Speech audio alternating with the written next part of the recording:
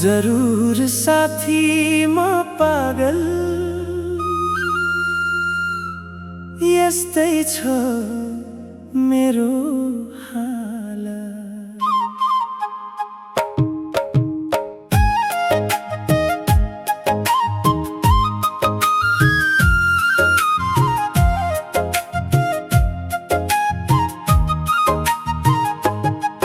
म शब्दलाई देख्दछु, दृश्यलाई सुन्दछु, वासनालाई संवाद लिन्छु। आकाश भन्दा पातालका कुरालाई छुन्छु, ती कुरा जसको अस्तित्व लोक मान्दैन, जसको आकार संसार जान्दैन। म देख्दछु ढुङ्गालाई फुल, जब जल किनारका जलकणहरूसँग मृदु मुस्काउँछन् ती स्वर्गका सुकुमारीहरू शीत झैं।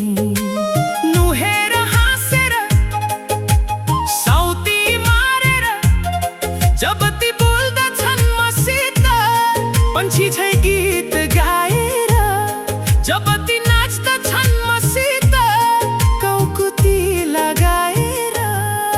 म देख्दछु ढुङ्गालाई फुल, म देख्दछु फुललाई चम्किला तारा, म देख्दछु तारालाई आँखाका नानी, म देख्दछु आकाशलाई सागर, म देख्दछु सागरलाई आँसुको घडा, म देख्दछु घडालाई शून्यको खाडल, म देख्दछु खाडललाई सृष्टिको मुहान, म देख्दछु मुहानलाई प्रलयको अन्त्य। जरुर साथी म पागल यस्तै छ मेरो हाल। म देख्दछु अन्धकारलाई प्रकाश, म देख्दछु प्रकाशलाई अन्धकार। म देख्दछु मानिसलाई देउता, म देख्दछु देउतालाई मानिस। म देख्दछु राजालाई रङ्क, म देख्दछु रङ्कलाई राजा। म देख्दछु पृथ्वीलाई स्वर्ग, म देख्दछु स्वर्गलाई नर्क। म देख्दछु रगतलाई रङ, म देख्दछु रङलाई रगत। म देख्दछु हाँसोलाई रोदन, म देख्दछु रोदनलाई हाँसो। म देख्दछु सत्यलाई असत्य, म देख्दछु असत्यलाई सत्य। जरुर साथी म पागल यस्तै छ मेरो हाल। म देख्दछु आत्मालाई परमात्मा, म देख्दछु परमात्मालाई आत्मा। म देख्दछु शून्यलाई पूर्ण, म देख्दछु पूर्णलाई शून्य। म देख्दछु एकलाई अनेक, म देख्दछु अनेकलाई एक।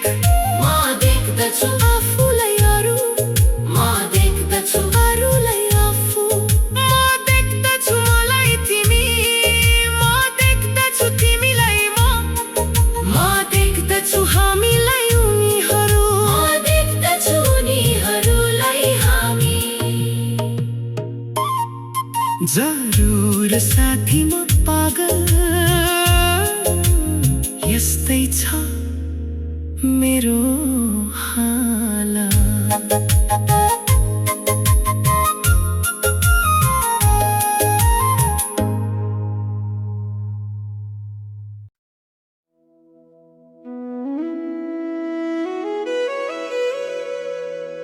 आरोह केही अवरोह केही, सुनौ सुनौ झैं मधुरो छ केही। आनन्दको कानन दिव्य झारी सद्भावका भाव सबै उतारी अवश्य देला लय तालु चित्र र काव्य मीठा मधुरा पवित्र ब्रह्माण्ड आफै पनि छन्दमा छ श्री सूर्य घुम्ने परिबन्धमा छ आफ्नै कला छन्द लिएर चन्द्र घुम्दा बनेका तिथि हेर 15 शनि घुमे झै अति मन्द मन्द छन् छन्द लामा गति दीर्घ मन्द हुँदैन एकै लय ताल बेग छन् छन्दका शीघ्र र मन्द भेद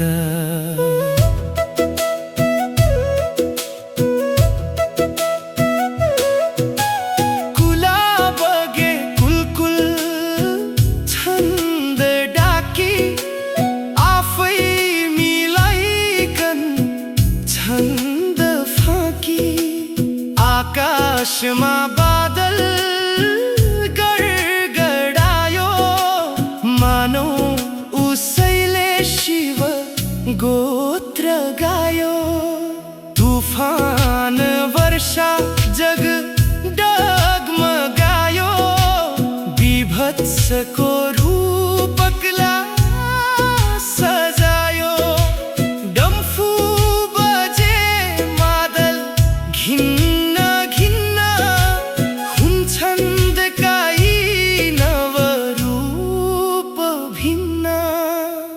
छन्द धेरै पदमार्ग जस्ता गन्तव्य भेट्ने सिँढी मार्ग जस्ता बाङ्गा र टिङ्गा नद झैँ बगेका खोला नदी सुन्दर छाल जस्ता आकाश उघ्रे सरी स्वच्छ केही शार्दुल गर्जे सरी भव्य केही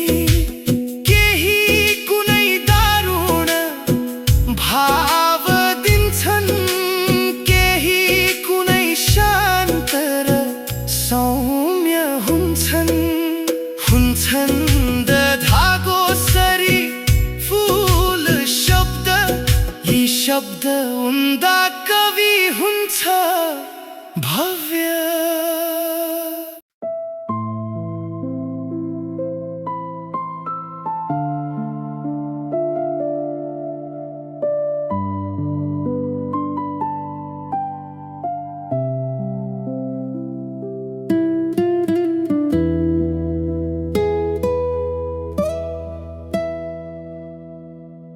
बालक बबुरो दिज सुकना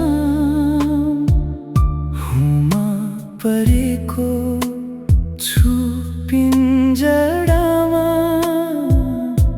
मकन हरे शिव शान्ति र चैन सपना बीच पनि रति भर छैन मेरा बान्धव बाबु र आमा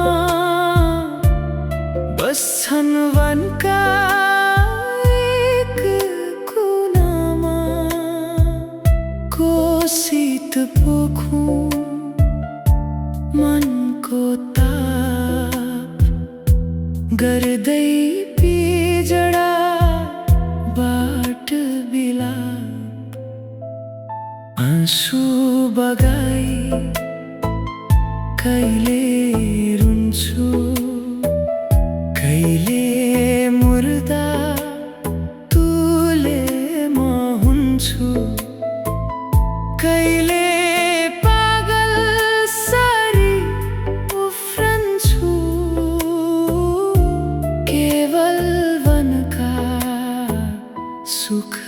सम्झन्छु फलफुल खाई नित्य रमाई वनमा फिर्ने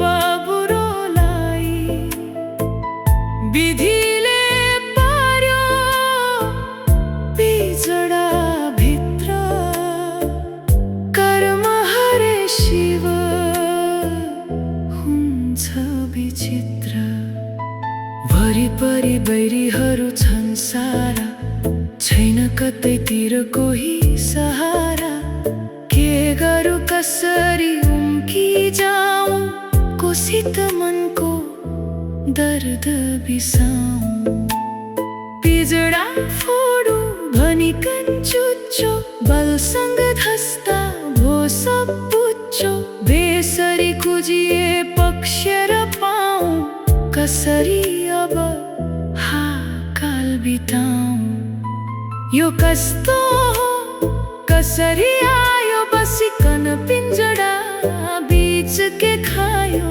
यो सब बुझ्ने कोही छैन हाय यसैले मन रहदैन सुस्खा छ घटी बन्धन चर्को बोल्नै पर्ने झर्को अर्को बोलेन भने लाठी उजाई हुन्छ तयारी पिट्नलाई एउटा भन्दछ यो हो बाजी अर्को भन्दछ यो छ बिराजी भन्दछ तेस्रो आत्माराम पढौ पढौ जी राखो नाम गुडको बैरी मनुष्य जाति शुष्क गराए गुणीका छाती प्राण पखेरु नलिएसम्म खुस्किन हुन्थ्यो हाय अचम्म पृथ्वी